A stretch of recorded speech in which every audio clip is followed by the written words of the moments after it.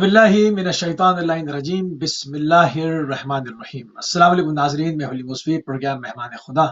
کے ساتھ آپ کی خدمت میں حاضر ہوں۔ آج 23 رمضان المبارک ہے، 13 اپریل ہے اور جمعرات کا روز ہے۔ پروردگار کی بارگاہ میں دعا گو بھی ہوں اور پر امید بھی ہوں کہ پوری دنیا میں آپ جہاں کہیں بھی ہوں گے صدقے میں محمد وآل محمد علیہ السلام کے خیر وافظ ہوں گے۔ ناظرین، آپ کو ہمارے پروگرام کے فارمیٹ کا علم ہے۔ ہم روزانہ جن گزرتے ہوئے لحظات ان بابرکت ترین ساعتوں میں کے متعلق جو کچھ قرآن کریم میں اور احادیث پیغمبر اور اقوال معصومین میں سے ہم تک پہنچا ہے، اس کو ہم پوری کوشش کرتے ہیں اپنے مختصر سے وقت میں رہتے ہوئے زیادہ سے زیادہ اہم معلومات کو آپ ایک گوش گزار کریں، آپ کی خدمت عالیہ میں اس کو ہم پہنچائیں۔ اور اس وقت ہمارا موضوع رہے گا سورۃ القدر، اور اس کے اوپر گفتگو کرنے کے لیے آپ کی دل عزیز شخصیت، یقیناً آپ کی شخصیت کسی تعارف کی محتاج نہیں، جناب علامہ محمد اصغر یزدانی صاحب ہمارے ساتھ موجود ہیں۔ قبلہ آپ کو پروگرام میں خوش آمدید کہیں گے اور آپ کی خدمت میں سلام عرض کریں گے۔ علیکم السلام ورحمۃ اللہ وبرکاتہ۔ جزاک اللہ قبلہ، جزاک اللہ ناظر۔ جیسا کہ ابھی آپ کے محضر میں عرض کیا گیا کہ آج کا ہمارا موضوع بہت ہی اہم ہے اور سورۃ القدر کے اوپر ہم نے گفتگو کرنی ہے، تو قبلہ تھوڑی سی تمیدی گفتگو کے ساتھ جو ہے وہ پروگرام کا باقاعدہ آغاز کرتے ہیں کہ سورۃ القدر کا شان نزول قبلہ بیان فرما دیں۔ بڑی نوازش، بڑی مہربانی۔ بسم اللہ الرحمن الرحیم۔ انا انزلناہ فی لیلۃ القدر۔ بڑی ہی بابرکتیں، بڑا ہی بابرکت یہ سلسلہ ہے، اور جس شب میں ہم پروگرام کر رہے ہیں وہ واقعاً مطلب اس اعتبار سے کہ جو ماہ مبارک شروع ہے، آج شب قدر ہی کی رات ہے، اور شب قدر پہ ہی ہم سورہ قدر کے حوالے سے کچھ معلومات جو ہیں ان کو جو ہے وہ اپنے معزز ناظرین و سامعین کی خدمت میں جو ہے وہ پیش کرنے کی کوشش کر رہے ہیں۔ بڑا پر لطف اور بڑا ہی اچھا موقع۔ یہ سورہ قدر جو ہے، اس کا شان نزول کیا ہے؟ تو کئی ایک شان نزول اس کے بیان کیے ہیں مفسرین نے۔ ان میں بعض حوالوں سے تو یہ تو بات آپ کا جانتے ہیں کہ یہ رات 1000 مہینوں سے بہتر ہے، اور 1000 مہینے تقریباً 80 سال سے کچھ زیادہ عرصہ گزر ہوتا ہے۔ بعض تفاسیر میں آیا ہے کہ پیغمبر گرامی صلی اللہ علیہ وآلہ وسلم نے فرمایا کہ بنی اسرائیل میں ایک شخص تھا جس نے لباس جنگ جو ہے اس کو زیب تن کر رکھا تھا، اور 1000 مہینے تک اس نے اس لباس کو اتارا ہی نہیں، یعنی وہ حالت جنگ میں ہی رہا، 1000 مہینے حالت جنگ میں رہا۔ وہ ہمیشہ چاہتا تھا کہ اپنے آپ کو مشغول جہاد رکھے، یعنی جہاد فی سبیل اللہ میں وہ مشغول رہے۔ پیغمبر گرامی صلی اللہ علیہ وآلہ وسلم کے اصحاب نے اس بات پہ ذرا تعجب کیا کہ 80 سال تک وہ لباس جنگ جو ہے وہ پہنے رہا۔ تو صحابہ کرام رضوان اللہ علیہم نے یہ عرض کیا، یا رسول اللہ، کیا یہ فضیلت کے 80 سال تک ہم اس عبادت میں مشغول رہیں، کیا یہ فضیلت ہمیں بھی میسر آ سکتی ہے؟ جب کہا یہ فضیلت ہمیں بھی میسر آ سکتی ہے، تو پیغمبر گرامی صلی اللہ علیہ وآلہ وسلم ارشاد فرماتے ہیں کہ یہی سورہ نازل ہوا کہ انا انزلناہ فی لیلۃ القدر، ہم نے اس کو لیلۃ القدر میں نازل کیا، اور پھر وہی کہ یہ 1000 مہینوں سے بہتر ہے۔ ایک روایت میں یہ آتا ہے کہ پیغمبر گرامی صلی اللہ علیہ وآلہ وسلم نے ارشاد فرمایا کہ بنی اسرائیل میں 4 افراد ایسے تھے جنہوں نے 80 سال بغیر کسی معصیت کے اللہ کی عبادت کی تھی۔ 4 افراد بنی اسرائیل میں سے ایسے تھے جو مسلسل اللہ کی عبادت کرتے رہے اور اس 80 سال میں انہوں نے کوئی بھی معصیت جو ہے وہ نہیں کی۔ تو صحابہ کرام رضوان اللہ علیہم نے اس آرزو کا اظہار کیا، اس خواہش کا اظہار کیا کہ کیا یہ توفیق ہمیں بھی مل سکتی ہے کہ ہم 80 سال کی عبادت جو ہے وہ کریں۔ تو اللہ رب العزت نے اس سورہ مبارکہ کو نازل کر دیا کہ اِنَّا أَنزَلْنَاهُ فِي لَيْلَةِ الْقَدْرِ، ہم نے اس قرآن کو لیلۃ القدر میں نازل کیا۔ لیلۃ القدر خیر من الف شہر، اور لیلۃ القدر جو ہے وہ 1000 مہینوں سے بہتر ہے۔ ایک شان نزول اور بسم اللہ۔ اور وہ یہ ہے کہ پیغمبر گرامی صلی اللہ علیہ وآلہ وسلم نے خواب میں دیکھا کہ میرے منبر پہ بنی امیہ جو ہے وہ چڑھ گئے، اندر کود رہے۔ یہ چیز پیغمبر گرامی صلی اللہ علیہ وآلہ وسلم کے لیے بڑی گراں گزری۔ یعنی بنی امیہ کا ایک مزاج ہے، بنی امیہ کا خاندان طہارت کے ساتھ دشمنی کا ایک سلسلہ، باوجود اس کے کہ اس کے درمیان بہت زیادہ جو ہے اس کو ختم کرنے کی کوشش بھی کی گئی، لیکن بنی امیہ میں خاندان طہارت کا بغض جو ہے وہ بہت زیادہ پایا جاتا تھا۔ پیغمبر گرامی صلی اللہ علیہ وآلہ وسلم کو جب خواب میں، اور ظاہر ہے کہ نبی کا خواب جو ہے وہ سچا ہوتا ہے، بطور وحی مطلب سمجھا جاتا ہے، جب یہ پیغمبر گرامی کو پتہ چلا اور خواب میں دیکھا تو آپ بڑے رنجیدہ ہوئے، بڑی گراں گزری آپ پہ۔ تو اس وقت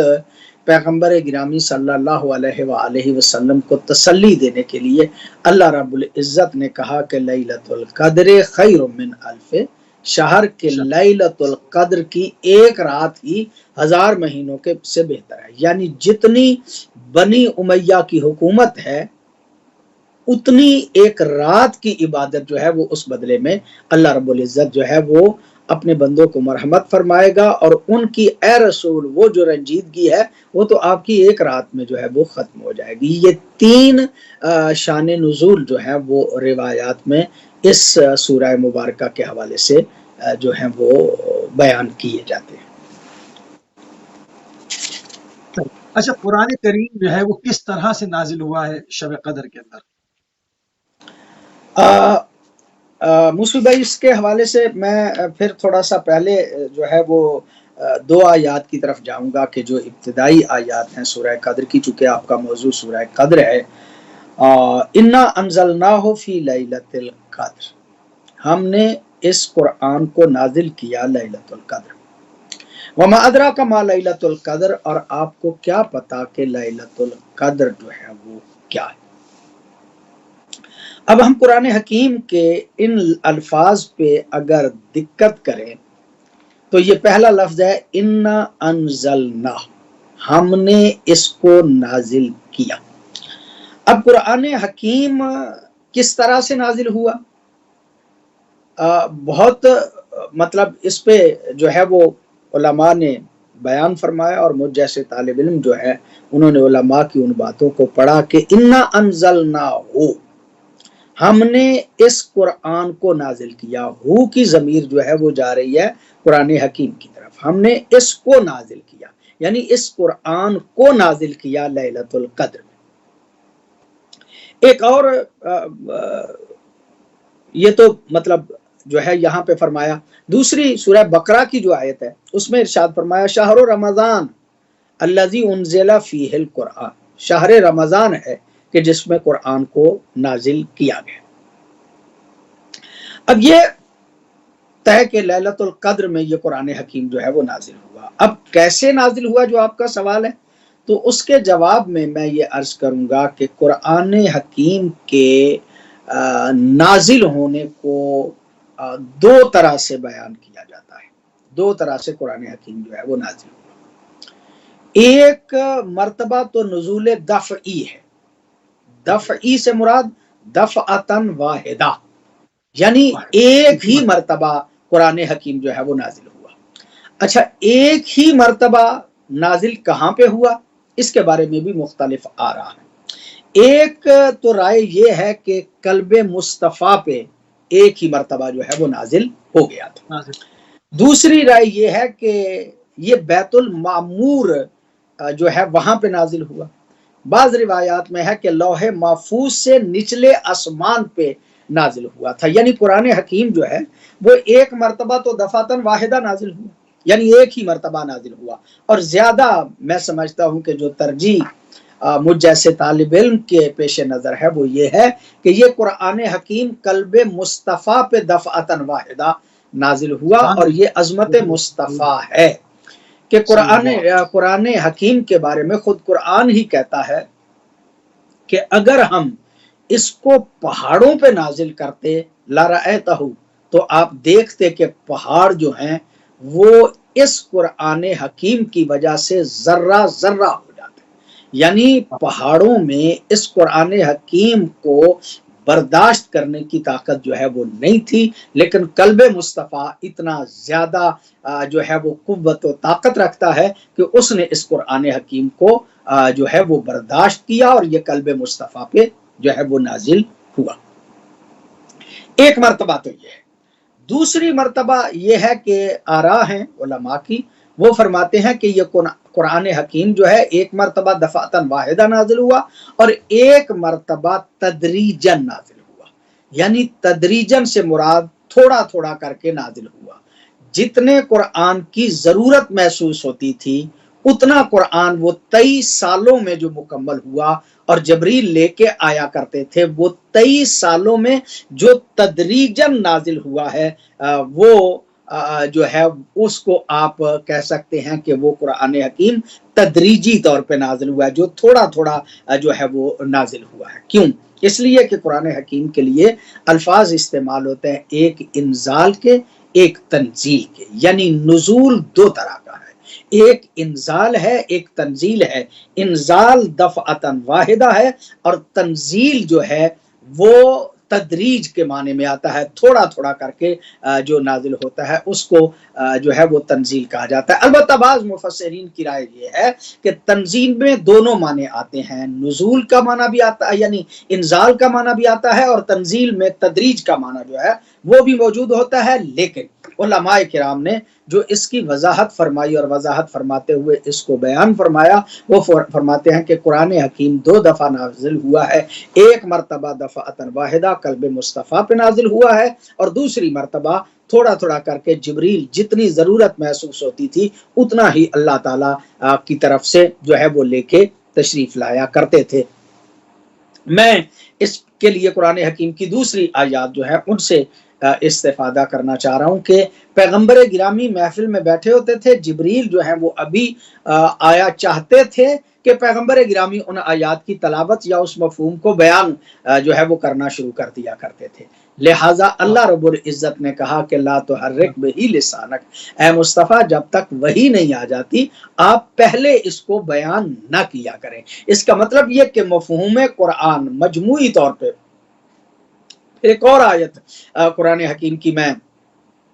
جو ہے وہ پڑھنے کا شرف حاصل کروں گا، احکمت آیاتہ ثم فصلت۔ یہ قرآن حکیم جو ہے اس کی آیات پہلے محکم طور پہ قلب مصطفیٰ پہ نازل ہوئی، ثم فصلت، پھر اس کی تفصیل جو ہے وہ بیان کی گئی۔ یہ بھی اس بات کی دلیل ہے کہ قرآن 2 دفعہ نازل ہوا ہے، ایک مرتبہ محکم طور پہ جو ہے وہ قلب مصطفیٰ پہ نازل ہوا ہے، اور دوسری مرتبہ جو ہے اس کی تفصیل جو ہے وہ بیان کی گئی ہے۔ لہٰذا نتیجے کے طور پہ ان آیات سے جو ہم نتیجہ اخذ کرنا چاہتے ہیں وہ یہ ہے کہ قرآن حکیم کا نزول جو ہے وہ 2 مرتبہ ہے، ایک دفعتاً واحدہ اور ایک جو ہے وہ تدریجن ہے، 2 دفعہ قرآن حکیم جو ہے وہ نازل ہوا۔ سبحان اللہ، بہت خوبصورت طریقے سے قرآن کس طرح سے نازل ہوا شب قدر میں۔ شب قدر میں کون سے امور مقدر کیے جاتے ہیں؟ کیونکہ کہا یہ جاتا ہے کہ اس میں پورا جو اگلا گزشتہ سال ہے اس میں کون جیے گا، کون رحلت کرے گا، کون بیمار ہوگا، کون مقروض ہوگا، کون خوشحال ہوگا، کس کے ساتھ کیا معاملات طے پائیں گے، اسی شب کے اندر اس کو مقدر کر دیا جاتا ہے۔ اس حوالے سے کیا کہیں گے آپ؟ شب قدر کو عظمتوں والی رات قرار دیا گیا ہے، اس کی وجہ یہ ہے کہ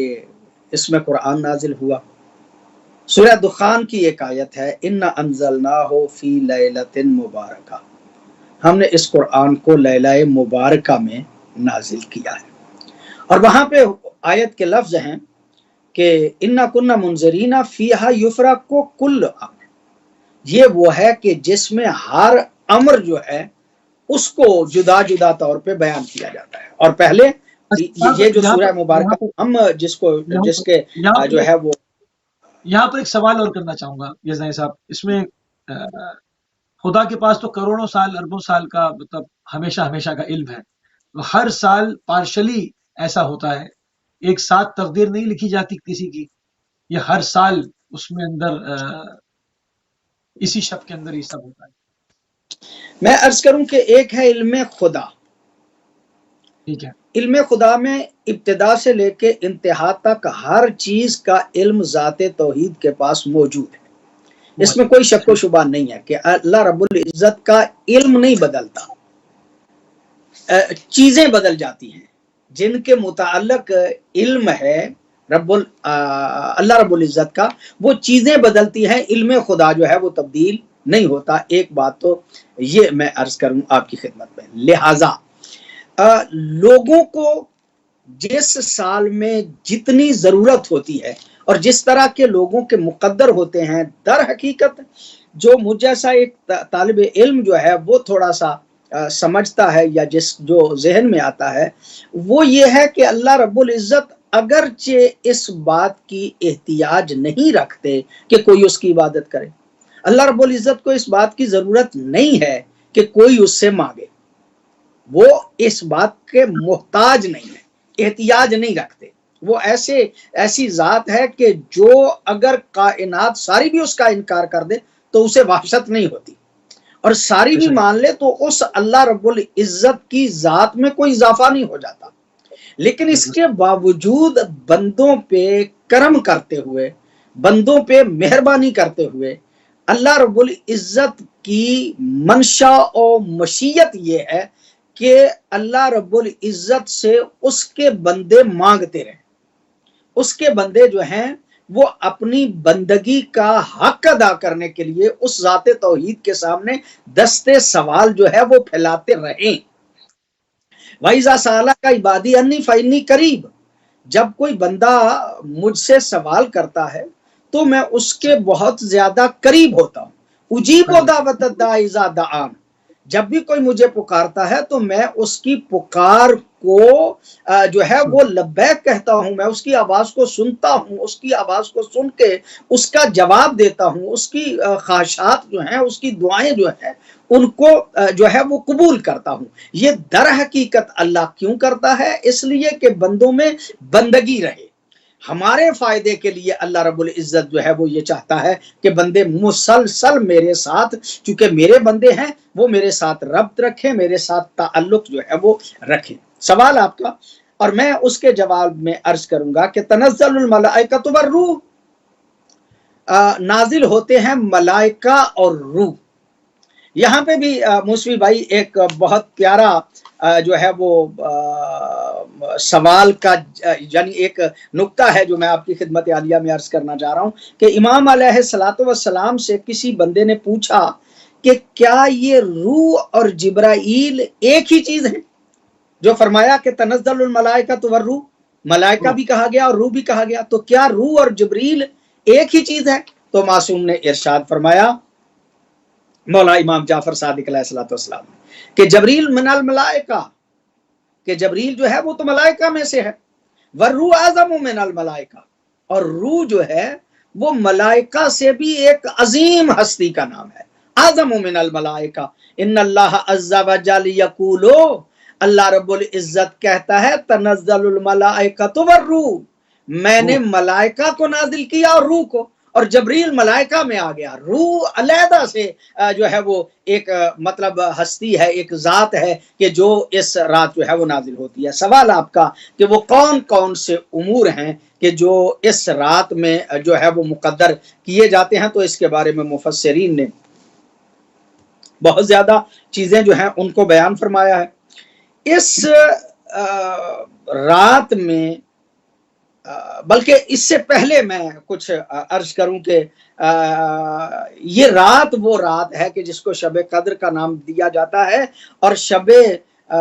قدر بھی اس لیے اس کو کہا جاتا ہے کہ خدا کی قدرت و عظمت کو بندے اس رات کو پہچانتے ہیں، اس لیے اس کو شب قدر جو ہے وہ کہا جاتا ہے۔ بعض علماء فرماتے ہیں کہ اس کا مطلب یہ کہ اس رات میں چونکہ قرآن نازل ہوا اور قرآن مقدر ہوا، لہذا اس رات کو شب قدر جو ہے وہ کہا جاتا ہے۔ بعض علماء یہ کہتے ہیں کہ اس رات کو جب بندہ بیدار رہتا ہے تو اس کی قدر و منزلت اللہ کی طرف اللہ کے سامنے جو ہے وہ بڑھ جاتی ہے، چونکہ یہ قدر و منزلت مقدر ہو جاتی ہے، بندے کی تقدیر اس اعتبار سے لکھی جاتی ہے کہ اس کی عزت، اس کی عظمت اس رات میں جو ہے وہ مقدر کر دی جاتی ہے، لہٰذا اس لیے اس کو شب قدر جو ہے وہ کہا جاتا ہے۔ بعض علماء یہ کہتے ہیں کہ صاحب قدر فرشتے چونکہ اس رات کو نازل ہوتے ہیں اور اس قدر نازل ہوتے ہیں کہ زمین ان سے تنگ جو ہے وہ ہو جاتی ہے، بڑی جو ہے وہ زمین میں اتنے فرشتے جو ہے وہ آ جاتے ہیں کہ جس کی حد نہیں ہے، اور پھر یہی وجہ ہے کہ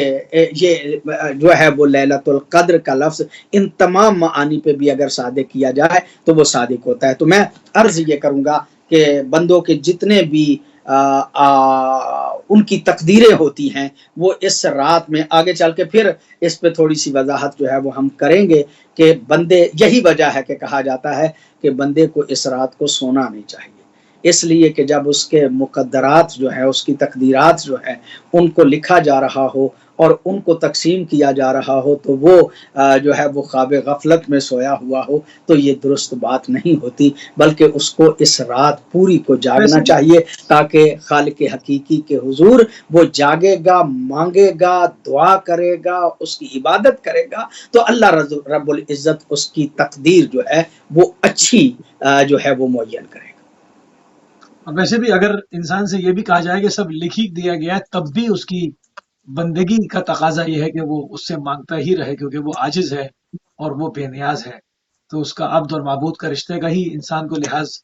رکھنا چاہیے۔ بہت خوبصورت طریقے سے آپ نے اس کو کلیئر کیا ہے۔ شب قدر کون سی رات ہے، اس کی تھوڑی سی اور وضاحت۔ جی موسوی بھائی، عرض کروں میں آپ کی خدمت میں کہ یہ تو قرآن حکیم نے فرمایا کہ اِنَّا أَنزَلْنَاهُ فِي لَيْلَةِ الْقَدْرِ، ہم نے اس قرآن کو لیلۃ القدر میں نازل کیا۔ اور آپ کا سوال کہ وہ لیلۃ القدر کون سی رات ہے، تو یہ تو طے ہے کہ وہ رمضان ہے، شہر رمضان الذی انزل فیہ القرآن، شہر رمضان ہے کہ جس میں قرآن جو ہے وہ نازل ہوا، تو یہ تو طے ہے کہ وہ رمضان ہی کی رات ہے، رمضان سے باہر نہیں ہے۔ یہ کہنا کہ شہر رمضان الذی انزل فیہ القرآن، شہر رمضان ہے کہ جس میں قرآن نازل ہوا، تو اس کا مطلب اچھا جس رات میں قرآن نازل ہوا وہ رات شب قدر ہے۔ اب یہ تو طے ہو گیا نا اس آیت کے ذریعے سے کہ وہ شب قدر ہے ماہ مبارک رمضان ہی کی رات، البتہ وہ کون سی رات ہے اس کے بارے میں جو ہے وہ علماء کے درمیان، مفسرین کے درمیان اختلاف جو ہے وہ موجود ہے، بہت زیادہ اس کی تفسیریں جو ہے وہ بیان کی گئی ہیں، البتہ ان تفسیروں میں جو زیادہ جن کا ذکر کیا گیا ہے، بعض علماء کہتے ہیں کہ اس ماہ مبارک کی 17ویں رات ہے، بعض کہتے ہیں 19ویں رات ہے، بعض کہتے ہیں 21ویں رات ہے، بعض کہتے ہیں 23ویں رات ہے، اہل سنت زیادہ یہ کہتے ہیں کہ 27ویں رات ہے، اور پھر بعض روایات میں یہ بھی آتا ہے کہ آخری عشرے کی طاق راتیں، طاق راتوں سے مراد وہی 21، 23، 25، 27، 29، یعنی یہ راتیں جو ہیں ان میں سے ہے، لیکن جو زیادہ رجحان ہے برادران اہل سنت کا وہ 27 کی طرف ہے، اور جو ہمارے ہاں شب قدر جو ہے وہ اس کے اعمال کیے جاتے ہیں وہ عام طور پہ 19، 21 اور 23 کے جو ہے وہ اعمال کیے جاتے ہیں، اس لیے کہ ہمارے ہاں یہ 3 راتوں کے بارے میں احتمال ہے کہ ان میں سے کوئی ایک رات جو ہے وہ لیلۃ القدر کی رات ہے۔ البتہ میں عرض کروں کہ پیغمبر گرامی صلی اللہ علیہ وآلہ وسلم آخری 10 راتوں میں عام طور پہ جاگا کرتے تھے. عام طور پہ آخری 10 راتیں جو ہیں اس میں پیغمبر گرامی جو ہے وہ مشغول عبادت رہا کرتے تھے. ایک روایت میں جناب مولا امام جعفر صادق علیہ السلام نے ارشاد فرمایا کہ شب قدر جو ہے وہ 21 اور 23 جو ہے ان 2 راتوں میں شب قدر کو ڈھونڈو. ان 2 راتوں میں شب قدر کو جو ہے وہ ڈھونڈو. اور راوی نے مطلب لوگ ذرا مطلب سہولت پسند ہوتے ہیں، خواہش ہوتی ہے کہ ذرا زیادہ مطلب ہمارے لیے معاملہ جو ہے وہ کلوز ہو جائے، تھوڑے وقت میں ہم عبادت کر کے شب قدر جو ہے اس کو حاصل کر لیں. تو مطلب بعض روایات میں آتا ہے کہ پہلے تو فرمایا 19 ہے، پھر جو ہے وہ 21 ہے، پھر 23 ہے. تو جب اس نے کہا کہ نہیں مولا ذرا تھوڑا سا نا کم کیجئے تاکہ میں مطلب اگر میرے پاس وقت کم ہو تو میں عبادت جو ہے وہ تھوڑا عرصہ کر سکوں، تو معصوم نے فرمایا پھر 21 اور 23 میں سے جو ہے وہ شب قدر کو ڈھونڈا کرو. تو اس نے کہا کہ پھر ان میں سے بھی تھوڑا سا اگر وضاحت فرما دیں کہ 21 ہے یا 23 ہے تو یہ جملہ کہنا تھا. تو معصوم نے اب جو ہے وہ اس کو ایک رات میں محدود نہیں کیا، بلکہ ارشاد فرمایا کہ مل یسر لیلتین فی ما تطلب، کہ کیا جو تو طلب کرتا ہے کیا 2 راتوں میں اس چیز کو تو طلب نہیں کر سکتا. یعنی تو عبادت کرنے کے لیے صرف 2 راتیں جب میں کہہ رہا ہوں تو 2 راتیں جو ہیں وہ بھی تیرے لیے مشکل بن رہی ہے. لہٰذا معصوم نے اس وقت کسی ایک خاص رات کا ذکر جو ہے وہ نہیں کیا. 21 اور 23 جو ہے وہ دونوں راتوں کو جو ہے وہ اکٹھا رکھا. اگرچہ بعض جگہوں پہ جو ہے وہ فرمایا گیا کہ 23 کا احتمال جو ہے وہ زیادہ ہے، یعنی جو آج کی رات ہے نا اس کا احتمال جو ہے وہ زیادہ ہے. پھر اس کو جمع کیا ہے مولا امام جعفر صادق علیہ السلام نے 21 کو 19 کو 21 کو اور 23 کو ایک روایت میں اس طرح سے معصوم نے جمع فرمایا ہے. معصوم ارشاد فرماتے ہیں التقدیر فی لیلۃ القدر، تقدیر یعنی جو لیلۃ القدر میں تقدیر لکھی جاتی ہے نا وہ در حقیقت 19 کو لکھی جاتی ہے. یعنی 19ویں شب جو ہے اس میں تقدیر جو ہے وہ بندوں کی لکھی جاتی ہے. والابرام فی لیلۃ 21، اور معصوم فرماتے ہیں کہ اس کا حکم جو ہے وہ 21ویں کی رات کو ہوتا ہے. لکھی 19 کو جاتی ہے لیکن اس کا حکم جو ہے وہ 21ویں شب کو ہوتا ہے. پھر معصوم فرماتے ہیں والامضاء فی لیلۃ 23، لیکن اس پہ سائن امضاء دستخط جو ہیں وہ 23 کو ہوتے ہیں. اس کا مطلب یہ کہ پھر تینوں راتیں زیادہ جو ہیں وہ اہمیت کی حامل ہو گئی. 19 اس لیے کہ اس میں تقدیر ہوتی ہے، 21ویں اس لیے کہ اس میں جو ہے وہ اس کا حکم ہو جاتا ہے کہ یہ کام اس کے لیے، یہ تقدیر اس کی ہے، یہ تقدیر اس کی ہے، اس کا یہ معاملہ ہے، اس کا یہ معاملہ ہے. اور پھر فائنل سائن جو ہیں وہ ہو جاتے ہیں 23 کو. اس کا مطلب یہ ہے کہ 23 کو تو پھر بندوں کو زیادہ محنت کرنی چاہیے، زیادہ کوشش کرنی چاہیے تاکہ یہاں پر یہ سوال پیدا ہوتا ہے اگر کسی سے کوتاہی ہو گئی بیماری کی وجہ سے، کسی اور مصروفیت کی وجہ سے، اور وہ 19ویں اور 21ویں شب کو اس طرح سے عبادت نہ کر سکا جس طرح کرنی چاہیے ایک انسان کو، تو 23 کے لیے ایک شب اس کے پاس میسر ہے، ابھی رات باقی ہے. اور اس میں سے اگر اس طرح سے ہماری ٹرانسمیشن دیکھ رہا ہے تو ان کے کہ وہ مزید اس ٹرانسمیشن سے استفادہ کریں اور اس جو ایئر ٹائم جا رہا ہے اس کے اوپر جو اخراجات ہیں اس کا حاصل اور حصول جو ہے وہ ہو جائے. تو کیا اس شب کو غنیمت جانا جا سکتا ہے کہ جو پچھلا وہ کوتاہی ہو گئی ہے اس کی آج بھرپائی ہو جائے؟ میں عرض کروں جی موسوی بھائی، پہلے جیسے کہا کہ یہ پورے کا پورا مہینہ ہی بابرکتوں اور فیوز و برکات کا مہینہ ہے، اور ملت اسلامیہ اس مہینے کو پوری طرح سے فیوز و برکات جو ہے وہ سمیٹتی ہے. پھر آخری عشرہ میں نے عرض کیا کہ پیغمبر گرامی آخری عشرے کی تمام راتیں جاگا کرتے تھے. اس کا مطلب یہ ہے کہ ویسے تو بندے کو پورے مہینے جو ہے وہ بارگاہ خداوندی میں التجا کرنی چاہیے، دعائیں کرنی چاہیے، اپنے لیے بہتری کی خواہشات جو ہیں وہ بارگاہ خداوندی میں پیش کرنی چاہیے. اب اگر کوئی بندہ پہلے اب تک اب تو 23ویں ہو گئی نا، اب تک اگر اپنے گناہ جو ہے ان کو معاف نہیں کروا سکا، اللہ سے دعا نہیں کر سکا، تو جتنا موجود ہے ماہ مبارک اس کو غنیمت جانے۔ اور میں نے یہ بھی آپ کی خدمت میں عرض کیا کہ شب قدر کا بھی زیادہ رجحان ہمارے ہاں 23 کا ہے، لہذا جو آپ کا سوال ہے وہ اگر کوئی انسان ایسا ہے کہ جو سستی کی وجہ سے، کاہلی کی وجہ سے یا اپنی مصروفیات کی وجہ سے پہلی راتوں میں وہ اس طرح سے اللہ کی عبادت نہیں کر پایا، اور یہ ساعتیں آپ کے پاس مطلب آج کا پروگرام جو ہے وہ مطلب 9 بجے کے بعد شروع ہوا، تو یہ 9 اور 10 کا درمیانی وقت جو ہے وہ آپ جو ہے پروگرام کرنا چاہ رہے ہیں، تو میں عرض کروں کہ پھر اس وقت کے بعد جو وقت ہے اس کو بھی غنیمت جانا جائے، اور میں سمجھتا ہوں کہ اس رات میں اپنے بارگاہ خداوندی میں دعائیں کرنی چاہیے۔ اللہ رب العزت جو ہے وہ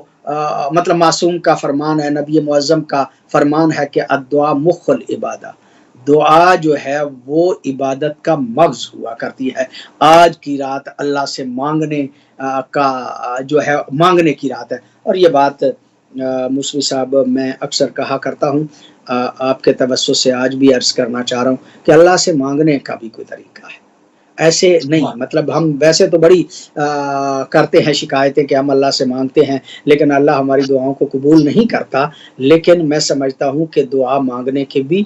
طریقے ہیں، اس کی بھی کچھ شرائط ہیں، ان کا لحاظ رکھا جائے تو دعائیں جو ہیں وہ قبول ہوتی ہیں۔ البتہ یہ موضوع بہت لمبا ہے۔ مولا امام جعفر صادق علیہ الصلوۃ والسلام ارشاد فرماتے ہیں ایاکم، بچو تم اس بات سے کہ تم اللہ سے کوئی سوال کرو مگر کچھ چیزوں کا خیال نہ کر پاؤ۔ جب بھی اللہ سے مانگنا ہے تو کچھ چیزوں کا خیال کرنا انتہائی ضروری ہے۔ پہلی بات یہ ہے کہ جس سے مانگنا ہے نا اس کی حمد و ثنا کی جائے، یعنی مانگنے سے پہلے اللہ کی حمد و ثنا کرنا انتہائی ضروری ہے۔ اور حمد و ثنا کا مطلب یہ کہ اس کی معرفت ضروری ہے۔ اگر معرفت ہو تو جس سے مانگنا ہے اس کی اگر ہم عظمت ہی کو نہیں جانتے تو اس کے مطابق ہم الفاظ نہیں کہہ سکیں گے، اور یہ بھی اپنے طور پہ طے ہے۔ بھائی فوری طور پہ میرے ذہن میں آ گیا، ہم کتنی بھی کوشش کریں ہم اس طرح سے اللہ کی معرفت حاصل نہیں کر سکتے جیسے اللہ کی معرفت نبی اور آل نبی کو تھی۔ یہی وجہ ہے کہ میں نے کسی جگہ پہ اس روایت کو بھی پڑھا تھا کہ معصوم ارشاد فرماتے ہیں جب تم دعا مانگتے ہو تو یہ بھی کہہ سکتے ہو الہی اے میرے اللہ میری دعاؤں کو قبول کر، لیکن اگر جب آپ کہیں گے نا اے میرے اللہ تو آپ کے ذہن میں اللہ کا تصور وہ ہے جو آپ کی وسعت ہے، آپ کا ذہن ہے، اس کے مطابق تصور توحید ہے۔ لیکن اگر آپ یہ کہیں کہ اے رب محمد و آل محمد ہماری اس دعا کو قبول کر، تو اس کا مطلب یہ کہ پھر معرفت توحید وہ ہوگی کہ جو نبی اور آل نبی کی اللہ کے بارے میں معرفت ہے۔ لہذا دعا مانگنے سے پہلے جو ہے وہ معرفت توحید جو ہے وہ ضروری ہے۔ اور پھر جو اگلا جملہ ہے اس کے بارے میں علماء بزرگان یہ کہتے ہیں کہ اگر مانگنا ہونا تو مانگنے کا طریقہ بھی مانگنے والوں سے سیکھا جائے تو تب پتہ چلتا ہے کہ مانگا کیسے جاتا ہے۔ یہ ہمارے ہاں دیہات میں عام طور پہ شب جمعہ لوگ جو ہیں وہ دیہات میں مانگنے کے لیے آتے تھے، گلیوں میں جب مانگتے تھے تو ان کا ایک طریقہ ہوتا تھا کہ وہ پیغمبر گرامی کی نعت پڑھتے آتے تھے اور لوگ سمجھ جاتے تھے کہ یہ مانگنے والا ہے، تو کوئی روٹی دے دیتا تھا، کوئی سالن دے دیتا تھا، یا مثلا فرض کریں کوئی دوسرے پیسے دے دیتا تھا، کوئی دانے دے دیتا تھا وغیرہ وغیرہ۔ لیکن وہ جب مانگتے آتا تھا نا عام طور پہ اس طرح ہوتا تھا کہ اگر راستے میں کوئی علم نظر آ جائے نا تو وہ قصیدہ شروع کر دیتا تھا۔ اب اس سے پوچھو کہ بھائی تم نے نعت چھوڑ کے قصیدہ کیوں شروع کر لیا، تو وہ کہتا یقیناً کہے گا کہ بھائی اس لیے کہ یہ گھر ہے شیعوں کا، اس پہ علم لگا ہوا ہے، یہ چونکہ محبت آل محمد سے کرتے ہیں نا، میں نے قصیدہ اس لیے شروع کیا ہے کہ جن سے مانگنا ہونا، جن سے وہ محبت کرے اس کا ذکر کیا جائے تو ضرور ملتا ہے۔ اس کا مطلب یہ کہ مانگنے والوں کا طریقہ ہے کہ جس سے مانگا جائے وہ جن سے محبت کرتے ہوں ان کا ذکر کیا جائے تو ملتا ہے. بس معصوم فرماتے ہیں اگر اللہ سے مانگنا ہے تو مانگنے سے پہلے ان کا ذکر کیا جائے کہ جن کو اللہ محبت کرتا ہے، اور وہ کون ہیں؟ وہ نبی ہیں اور آل نبی ہیں. لہذا معصوم فرماتے ہیں کہ پھر تمہیں درود پڑھنا چاہیے نبی پر اور آل نبی پر. درود پڑھ کے پھر فرماتے ہیں ثم الاعتراف بالذنب، پھر اپنے گناہوں کا اعتراف کرنا چاہیے. اور پھر میں یہ بھی کہا کرتا ہوں کہ اپنے گناہوں کے اعتراف کے لیے کوئی زیادہ کام نہیں کرنا پڑتا. معصوم ارشاد فرماتے ہیں الندم علی ما مضی، جو گناہ کر چکا ہے نا ان پہ بندہ شرمندہ ہو جائے تو یہی شرمندگی توبہ ہے. اور جب بندہ کوئی توبہ کر لیتا ہے تو التائب من الذنب کمن لا ذنب له، گناہ سے جو توبہ کر لے وہ ایسے ہے جیسے اس نے کوئی گناہ کیا ہی نہ ہو. معصوم فرماتے ہیں یہ 3 کام کر لو، اللہ کی حمد و ثنا بیان کر لو، نبی اور آل نبی پہ درود پڑھ لو، اپنے گناہوں کا اعتراف کر کے توبہ کر لو، اور پھر اس کے بعد مانگو گے تو اللہ یقیناً تمہاری دعاؤں کو جو ہے وہ قبول کرے گا. میں سمجھتا ہوں غنیمت جاننا چاہیے آج کی رات کو، غنیمت جاننا چاہیے ان لمحات کو، اور ان لمحات میں جتنا بھی آپ کے سوال کے جواب میں امکان ہے اس کو غنیمت جان کے آج کی رات جو ہے وہ بارگاہ خداوندی میں التجائیں کرنی چاہیے، دعائیں کرنی چاہیے، ذکر کرنا چاہیے، عبادت. سبحان اللہ. شب قدر کو مخفی کیوں رکھا گیا؟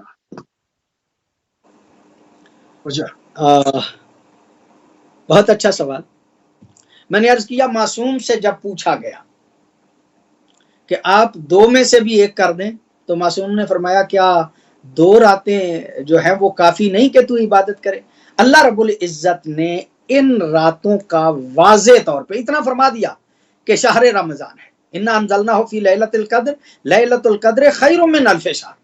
فرما دیا کہ یہ 1000 شہر سے بہتر ہے، 1000 مہینوں سے بہتر ہے، اور ہے رمضان میں. اس کا مطلب یہ کہ اللہ کی مشیت بھی یہ تھی کہ ہم پورا مہینہ عبادت کریں. مخفی اس لیے رکھا گیا کہ ہم زیادہ سے زیادہ عبادتیں جو ہیں وہ کریں. میں سمجھتا ہوں کہ سب عبادتوں اور اطاعتوں کا رخ ہمارا ذات توحید کی طرف ہونا چاہیے، تاکہ ہم دیکھتے ہیں کہ اس نے اپنے غضب اور معاصی کے درمیان اپنی اطاعت کو پنہا رکھا ہے. یعنی اس کی اطاعت کریں گے اور اس کی عبادت کریں گے تو اس کا غضب جو ہے وہ ختم ہو جائے گا. اس کے معاصی کا جو جرم ہے، جو ہم گناہ کرتے ہیں، وہ اللہ رب العزت جو ہے وہ معاف کر دے گا. اس نے مخفی رکھا تاکہ لوگ سب گناہوں سے پرہیز کریں. یعنی کسی ایک کے بارے میں نہیں کہا کہ اس پہ سزا ملے گی تو تم جہنم میں جاؤ گے، نہیں، جو سزا ملنے کی وہ گناہ ہیں ان کو مخفی رکھا ہے تاکہ بندہ پریشان ہو اور ہر قسم کے گناہ جو ہے اس سے جو ہے وہ بندہ بچ جائے. اپنے دوستوں کو لوگوں سے مخفی رکھا ہے تاکہ سارے لوگوں کا احترام کیا جائے. یہ نہیں بتایا کہ فلاں فلاں بندہ میرا جو ہے وہ قریبی ہے، بلکہ کہا کہ اس کائنات میں اولیاء اللہ ہیں، میرے ولی ہیں. بعض کا ذکر کر دیا اور بعض کا ذکر نہیں کیا تاکہ بندے جری نہ ہو جائیں، تاکہ بندے جرت نہ کر جائیں. بلکہ بندوں کو کہا گیا کہ تم ڈھونڈو کہ اللہ کے ولی کون ہے. ہر بندہ جو سامنے تمہارے آتا ہے اس بندے کے بارے میں غلط رائے نہ رکھو، اس بندے کے بارے میں مثبت رائے رکھو. ہو سکتا ہے کہ وہ بندہ جو ہے وہ اللہ کا جو ہے وہ قریبی بندہ ہو، اللہ کا ولی ہو، اللہ کے ساتھ پیار کرنے والا ہو. لہذا انسانیت کا احترام جو ہے وہ ہونا چاہیے. اولیاء اللہ کو بندوں میں اس لیے مخفی رکھا گیا تاکہ سارے بندوں کا احترام جو ہے وہ ہو. اور پھر میں موسوی بھائی عرض کروں، اسلام کا مزاج یہ ہے کہ اسلام نے بڑوں کو چھوٹوں کی طرف متوجہ کیا ہے، چھوٹوں کی طرف متوجہ کیا ہے. چھوٹوں کو اچھا جن ملکوں میں آپ رہ رہے ہیں وہاں پہ بھی اس بات کا خیال جو ہے وہ میں سمجھتا ہوں کہ شاید ہماری اسلامی فکر سے استفادہ کیا گیا ہے. آپ کے ہاں پیدل چلنے والے کی کتنی زیادہ اہمیت ہے، آپ کے ہاں سائیکل پہ جانے والا جو ہے اس کی کتنی، وہاں پہ اشارہ جو ہے وہ لگ جائے تو پیدل چلنے والا جو ہے اگر اشارہ نہ بھی چلے تو پیدل چلنے والا اگر راستہ چاہتا ہے تو آپ لوگ جو ہیں وہ گاڑیاں رک جاتی ہیں ان پیدل چلنے والوں کے لیے۔ اس کا مطلب یہ کہ جو کمزور لوگ ہوتے ہیں نا ان کا خیال وہاں پہ زیادہ، اسلام نے بھی اس بات کا خیال جو ہے وہ بہت زیادہ اسلام نے ہی رکھا ہے، دوسروں نے اسلام سے استفادہ کیا۔ مثلا میں کہتا ہوں کہ جو ہے وہ اگر بندہ ایک آ رہا ہے نا سواری پہ، مثلا گھوڑے پہ سوار ہے، اور ایک بندہ جو ہے وہ سست سواری پہ آگے جا رہا ہے، تو ان کی ملاقات ہو جاتی ہے، وہ پیچھے سے آتا ہے، تو حکم یہ ہے وہ تیز رفتار جو ہے نا، جو کم رفتار سواری والا ہے اس پہ سلام کرے۔ کم رفتار والا سواری جو سواری جس کے پاس کم رفتار والی ہے، اسے چاہیے کہ وہ بیٹھے ہوئے پہ سلام کرے، اور بیٹھے ہوئے کو چاہیے کہ وہ لیٹے ہوئے پہ سلام کرے۔ اس کا مطلب یہ ہے کہ جو اپنے آپ کو بلندی پہ سمجھتا ہے اس کی نظروں کو جھکانے کی کوشش کی ہے۔ یہی وجہ ہے کہ میں سمجھتا ہوں کہ اللہ رب العزت چاہتا ہے کہ جو چھوٹے لوگ ہیں، جن کے بارے میں یہ کہا جاتا ہے کہ وہ اس معاشرے کے حقیر لوگ ہیں، اللہ نے ان کو عزت دی ہے۔ اور آخری بات عرض کروں کہ پیغمبر گرامی صلی اللہ علیہ وآلہ وسلم نے اپنے اسم اعظم کو بھی اسماء میں مخفی رکھا ہے تاکہ سارے اسماء کا ذکر کیا جائے، اور اللہ رب العزت نے شب قدر کو بھی ان راتوں میں اس لیے مخفی رکھا ہے کہ ساری راتوں میں اللہ کی عبادت کی جائے۔ عبادت کی جائے، سبحان اللہ۔ اچھا، کیا شب قدر جو ہے وہ گزشتہ امتوں میں بھی تھی یا صرف رسول اللہ صلی اللہ علیہ وآلہ وسلم کی امت کو یہ اعزاز حاصل ہے؟ یقینی طور پہ شب قدر جو ہے وہ اس کے بارے میں پیغمبر گرامی صلی اللہ علیہ وآلہ وسلم نے ایک حدیث ہے، اس حدیث کو پڑھنے سے پہلے میں ایک بات عرض کروں کہ شب قدر جو ہے اس میں ایک لفظ استعمال ہوا سورہ قدر میں، تنزل الملائکۃ والروح، نازل ہوتے ہیں فرشتے اور روح۔ اچھا، یہ جو تنزل ہے، تتنزل ہے، اصل میں یہ عربی زبان کی گرامر کے اعتبار سے فعل مضارع ہے، اور فعل مضارع جو ہے وہ دو زمانوں پہ دلالت کرتا ہے، ایک حال پہ اور ایک استقبال پہ، یعنی جو موجودہ زمانہ ہے اس میں بھی، اور جو اگلا زمانہ ہے اس پہ بھی جو ہے وہ دلالت کرتا ہے یہ فعل مضارع۔ یہ سارے کوئی اختلافی بات نہیں ہے، یہ گرامر کا ایک اصول ہے۔ اس کا مطلب یہ کہ یہ کہنا کہ تنزل الملائکۃ والروح، اس کا معنی یہ بنتا ہے کہ فرشتے اور روح نازل ہوتے ہیں اور ہوتے رہیں گے، یعنی استمرار ہے۔ آئندہ پیغمبر گرامی کی ساری امت کے لیے، یہ صرف نبی کے زمانے کے لیے نہیں ہے، بلکہ پیغمبر گرامی کی امت جو ہے اس کی قیامت تک کے لیے یہ شب قدر ان کے لیے ہے۔ یہ بات تو طے ہو گئی کہ امت مصطفیٰ کے لیے شب قدر قیامت تک کے لیے موجود ہے، لیکن پیغمبر گرامی صلی اللہ علیہ وآلہ وسلم کا ہی ایک فرمان ہے، در المنصور میں اس کو نقل کیا گیا ہے، ان اللہ وہب لامتی، اللہ رب العزت نے میری امت کے لیے لیلۃ القدر کو رکھا ہے۔ ان اللہ وہب لامتی لیلۃ القدر، اللہ رب العزت نے لیلۃ القدر کو میری امت کے لیے رکھا، لم یؤتھا من کان قبلہم، لیکن یہ رات جو ہے وہ پہلی امتوں کو عطا نہیں کی۔ تو گویا آپ کے سوال کے جواب میں یہ پہلی امتوں کے پاس لیلۃ القدر نہیں تھی، بلکہ یہ خاص کرم ہے اللہ کا مصطفیٰ کے صدقے میں امت مصطفیٰ پہ کہ ان کو ہر سال لیلۃ القدر، وہ زمانہ جو پہلا تھا، اب ہم حسرت 7-8 منٹ میرے پاس صرف رہ گئے، سوری، اس میں ہمیں ابھی 1-2 پوائنٹ اور ڈسکس کرنے ہیں، اپنی بات مکمل کر لیں تاکہ میں تیزی سے آگے بڑھوں۔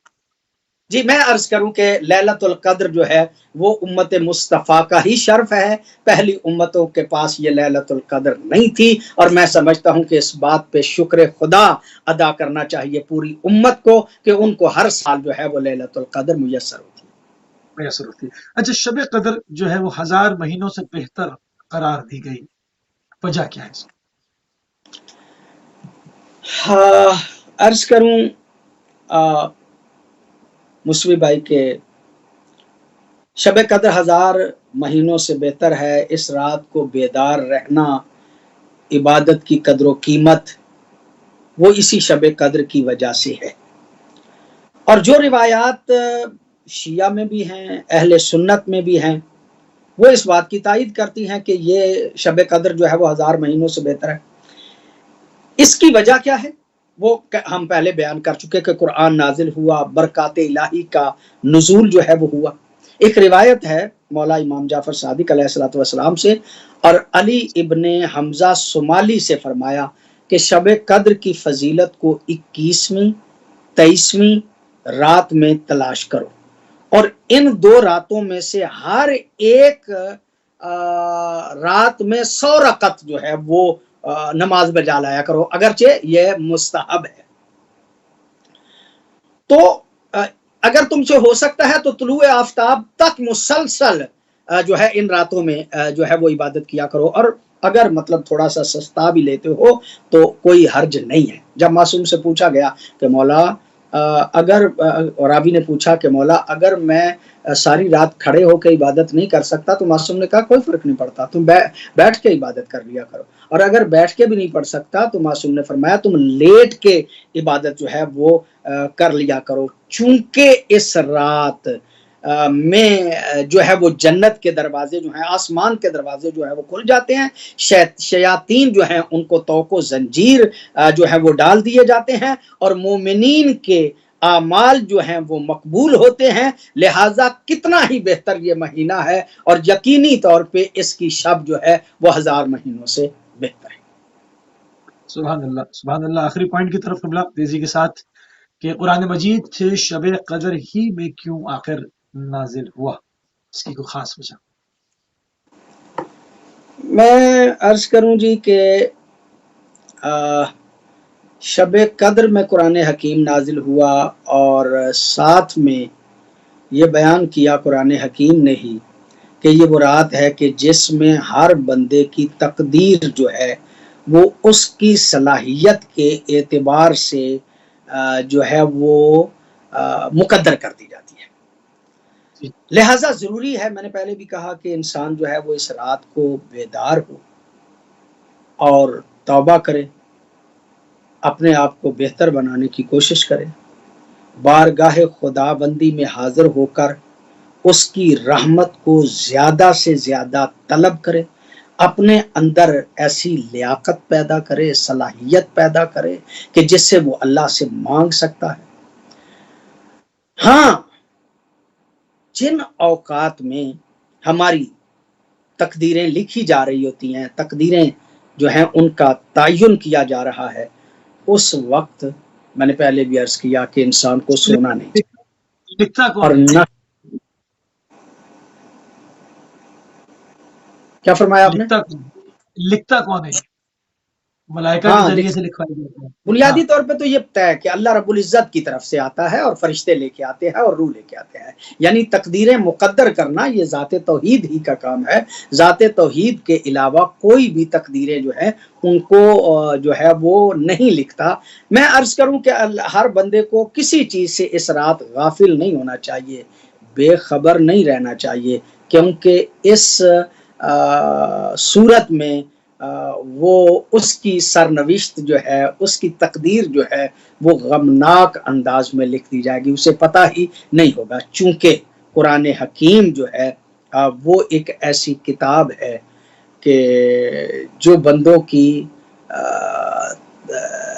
زندگی کو بدلنے والی ہے۔ انقلاب برپا قرآن وہ کتاب ہے کہ جو در سے انقلاب ہے، اور اس قرآن حکیم کے ذریعے سے انسان سعادت مند ہوتے ہیں، خوش بخت ہوتے ہیں۔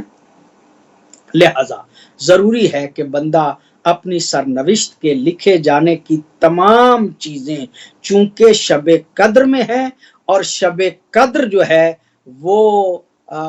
شب قدر ہی اس لیے بنی کہ اس میں قرآن حکیم جو ہے وہ نازل ہوا۔ 3 چیزیں بہت اہم، ماہ مبارک بہت اہم، شب قدر بہت اہم، اور شب قدر کے ساتھ قرآن حکیم کا نزول جو ہے وہ بہت اہم، کہ جو پیغمبر گرامی صلی اللہ علیہ وآلہ وسلم کے قلب مصطفیٰ پہ نازل ہوا۔ اللہ رب العزت ہمیں اس قرآن حکیم کو حقیقی معنوں میں سمجھ کے اس پہ عمل کرنے کی توفیق عطا فرمائے۔